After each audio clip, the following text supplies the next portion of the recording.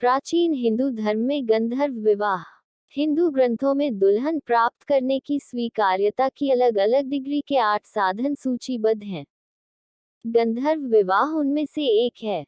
इस प्रकार के विवाह में महिला अपना जीवन साथी स्वयं चुनती है। दोनों सहमति से एक साथ रहने को राजी हो गए। कामुक जुनून उनके रिश्ते की परिणति को प्रेरित करता है, जिसके लिए माता पिता या सामाजिक सहमति की आवश्यकता नहीं होती है।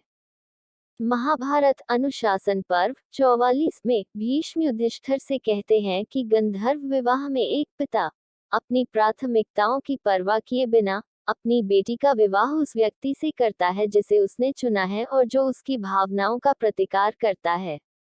शकुंतला और दुष्यंत की कहानी जैसे आख्यानों में विवाह एक रोमांटिक मिलन का अनुसरण करता है। दूसरे शब्दों में, गंधर्व विवाह में विवाह पूर्व यौन प्रेमालाप की अनुमति थी। भले ही बाद के ग्रंथों में गंधर्व विवाह को गंधर्व कहे जाने वाले दिव्य प्राणियों के बीच आदर्श के रूप में चित्रित किया गया है, ये संभवतः प्राचीन भारत में गंधार क्षेत्र, अफगानिस्तान में आधुनिक कंधार में आर्य जनजातियों के बीच प्रेमालाप के एक रूप के रूप में उत्पन्न हुआ था। कई हिंदू ग्रंथों में दीनगंधर्व विवाह को विवाह के कुछ अन्य रूपों की तुलना में कम वांछनीय बताया गया है। हालांकि महाभारत आदि पर्व, संभव पर्व 73 और कामसूत्र 3 मई 29-30 का मानना है कि गंधर्व विवाह सभी प्रकार के मिलन में सबसे महत्वपूर्ण है। मनुस्मृति 3:21 गंधर्व विवाह के विभिन्न सामाजिक विचारों को संदर्भित करती है। एक दृष्टिकोण के अनुसार ये कुछ अन्य प्रकार के विवाहों की तुलना में कम वांछनीय है, जबकि दूसरे के अनुसार यह समाज के सभी वर्गों के लिए अनुकूल है।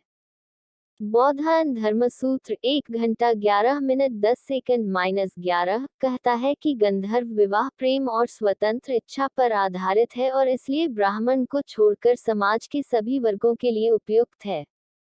धर्मशास्त्र ब्राह्मण के लिए दरिद्रता और तपस्या की प्रतिबंधात्मक जीवन शैली का वर्णन करते हैं, जो बाकी समाज को दी जाने वाली स्वतंत्रता और भोग की समान डिग्री का आनंद लेने का हकदार नहीं था। चूंकि गंधर्व विवाह प्रेम और स्वतंत्र इच्छा पर आधारित है, इसलिए इसे कामुक भोग के रूप में देखा गया होगा। इसलिए ब्राह्मण को इसकी अनुमति नहीं थी। नारद स्मृति 12:40 -46 अधिक व्यवहारिक दृष्टिकोण अपनाती है और गंधर्व विवाह को ब्राह्मण सहित समाज के सभी वर्गों पर लागू मानती है। गंधर्व विवाह और उससे जुड़े विवाह पूर्व यौन संबंध को प्राचीन काल में हिंदू धर्म में योग्य स्वीकृति मिली थी। बाद में ये प्रचलन से बाहर हो गया। यह इस दावे का खंडन करता है कि विवाह पूर्व यौन संबंध हर धर्म के सिद्धांतों के विरुद्ध है। संकीर्णता और नैतिकता। क्या गंधर्व विवाह को स्वीकार करने वाला समाज व्यभिचार का समर्थन करता है? प्रख्यात विद्वान पीवी केन धर्मशास्त्र का इतिहास, खंड 2, भाग 1, प्र 427-431 बताते हैं कि ऐसा कोई संकेत नहीं है कि प्राचीन हिंदू समाज में यौन संबंध अनैतिक या अनियमित थे। नारद स्मृति 12:72 बताती है कि गंधर्व संदर्भ में सहमति से विवाह पूर्व यौन संबंध अपराध नहीं है, लेकिन संबंधित पक्षों को सम्मानपूर्वक विवाह करना चाहिए। केन धर्मशास्त्र का इतिहास, खंड 2, भाग 1, पृष्ठ 521 बताते हैं कि गंधर्व संपर्क हमेशा विवाह संस्कार के साथ संपन्न होता था। महाभारत आदि पर्व 195 7 गंधर्व संपर्क के बाद विवाह संस्कार करने का आदेश देता है। गंधर्व विवाह के सभी साहित्यिक संदर्भों में प्रेमी एक दूसरे के प्रति समर्पित होते हैं और उनका संपर्क विवाह में परिणत होता है। इसलिए गंधर्व विवाह की योग्य स्वीकृति संकीर्णता का समर्थन नहीं है। प्राचीन तामी ग्रंथों की गवाही भी इस बात की पुष्टि करती है कि हिंदू धर्म संकीर्णता को स्वीकार नहीं करता है। प्रख्यात विद्वान आर नागास्वामी बताते हैं, mirror of Tamil and Sanskrit, प्र 76-78 की प्राचीन तामी व्याकरण टोलकाप्यम एक पुराने सामाजिक रिवाज को संदर्भित करता है जिसे काववु यानी चोरी छिपे मिलन कहा जाता है, जिसकी विशेषता संकीर्णता थी। हिंदू संस्कृति को अपनाने से पहले नवपाषाण युग के दौरान तमिल जनजातियों द्वारा काव्यों का अभ्यास किया जाता था। तोल्काप्पियम हमें सूचित करता है कि विद्वान आर्य ने इस प्रथा को अस्वीकार कर दिया और कार्पु नामक विवाह की एक नवनिर्मित संस्था की शुरुआत की, जो कि संस्कृत शब्द कल्पित अर्थात नवनिर्मित का तमिल सजातीय है। कावु और कार्पु क्रमशः संकीर्णता और शुद्धता से जुड़े हैं। एक की तुलना दूसरे से की जाती है। कर्पु को वैद संघ के रूप में मान्यता प्राप्त है। क्या गंधर्व विवाह के संदर्भ में विवाह पूर्व यौन संबंध को अनैतिक माना जा सकता है? The moral landscape, how science can determine human values में न्यूरोसाइंटिस्ट सैम हैरिस नैतिकता को परिभाषित करते हैं जो सबसे उचित, टिकाऊ और व्यापक तरीके से सामूहिक खुशी को अधिकतम करती है। हैरिस की परिभाषा वैशेषिक सूत्र में निहित पारंपरिक हिंदू दृष्टिकोण के अनुरूप है, जो उचित रूप से धर्म को, जिससे खुशी और समृद्धि प्राप्त होती है, के रूप में परिभाषित करती है। नैतिकता को वैज्ञानिक रूप से विकासवादी जीव विज्ञान और तंत्रिका विज्ञान के कार्य के रूप में परिभाषित और मापा जा सकता है। कोई व्यवहार नैतिक है यदि वह सामूहिक खुशी को अधिकतम करता है और अनैतिक है यदि वह उसे कम करता है। इस बात का कोई सबूत नहीं है कि गंधर्व विवाह के संदर्भ में विवाह पूर्व यौन संबंध से खुशी कम हुई है, अतः इसे अनैतिक नहीं माना जा सकता। इसी कारण हिंदू ऋषियों ने इसे अधर्म नहीं माना। कभी कभी उन्होंने इसे सभी प्रकार के मिलन में सबसे महत्वपूर्ण भी बताया। पूर्वाग्रह की जड़ों को समझना। वर्तमान निर्णय विवाह पूर्व यौन संबंध और नैतिकता के विषय पर किसी उचित सोच या पारंपरिक हिंदू विश्वदृष्टि का प्रतिबिंब नहीं है।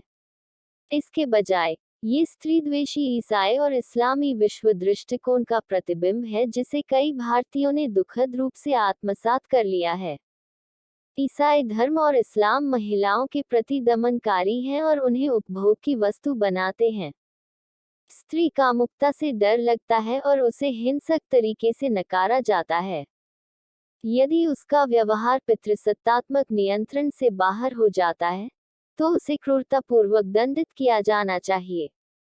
बाइबल व्यवस्था विवरण 22-13-21 में दूल्हे को विवाह की रात अपनी दुल्हन को उसके पिता के दरवाजे पर घसीटने और उसे इस संदेह पर पत्थर मारकर हत्या करने की आवश्यकता है कि वह कुंवारी नहीं हो सकती है। दर्शकों से इस हिंसक तांडव में भाग लेने का आग्रह किया जाता है।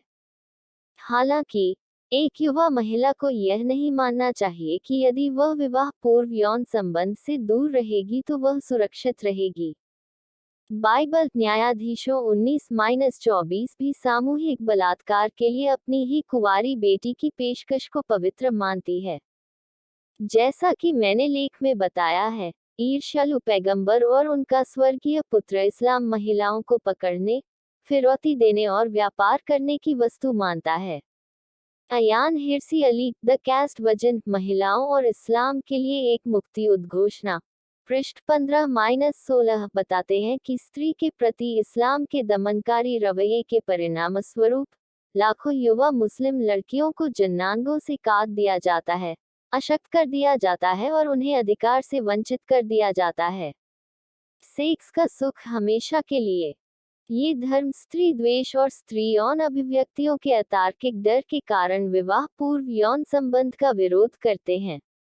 उनकी शिक्षाओं को अनैतिक माना जाना चाहिए क्योंकि वे कामुकता की प्राकृतिक खोज से उत्पन्न सहानुभूति और स्त्री सुख को कम करते हैं। ईसाई धर्म और इस्लाम के अनैतिक मानकों के आधार पर विवाह पूर्व यौन संबंध का आकलन करना अनुचित है। इसके विपरीत हिंदू धर्म कामुकता को प्राकृतिक और स्त्रीत्व को पवित्र मानता है। शतपथ ब्राह्मण 5:2 1:10 घोषणा करता है कि महिला पुरुष का बेहतर आधा है। यौन भोग जीवन का एक महत्वपूर्ण पहलू है। जैसा कि केन बताते हैं, धर्मशास्त्र का इतिहास, खंड 2, भाग 1, पृष्ठ 429, विवाह के मुख्य उद्देश्य हैं धर्म संपत्ति, यानी धर्म का पालन करके प्राप्त समृद्धि, प्रजा यानी प्रजनन, और रति यानी आनंद, यौन और अन्य सुखों का। केवल कामुकता की शोषणकारी अभिव्यक्तियों की निंदा की जाती है। नारदस्मृति 12-46। विवाह के झूठे आश्वासनों पर विवाह पूर्व यौन संबंध के लिए सहमति देने वाली महिला के प्रति न्यायाधीश की अहंकार और धूर्तता की वकालत घृणित है। ये प्रबुद्ध हिंदू विश्व दृष्टिकोण के बिल्कुल विपरीत है, जो स्त्री गरिमा और स्वतंत्रता का सम्मान करने पर जोर देता है। उदाहरण के लिए, यदि किसी लड़की को उसकी इच्छा के विरुद्ध अपहरण, धोखे, बलात्कार या बलपूर्वक ले जाया जाता है, तो अपराधी को कड़ी सजा दी जानी चाहिए। लड़की को फिर से एक बेदाग युवती के रूप में किसी गुणी पुरुष से विवाह कराया जा सकता है। वशिष्ठ धर्मसूत्र 17-73, बौद्धायन धर्मसूत्र 4-1-17। उचित और स्वस्थ हिंदू ढांचा आज के संदर्भ में विवाह पूर्व यौन संबंध की वांछनीयता का मूल्यांकन करने की अनुमति देता है। किसी को भी ईसाई और इस्लामी पूर्वाग्रहों और स्त्री द्वेष को अपने विश्व दृष्टिकोण को विकृत करने की अनुमति नहीं देनी चाहिए। अगर आपको ये स्टोरी अच्छी लगी हो तो इसे जरूर शेयर करें और इसी तरह के अन्य लेख पढ़ने के लिए सब्सक्राइब की बटन दबाएं।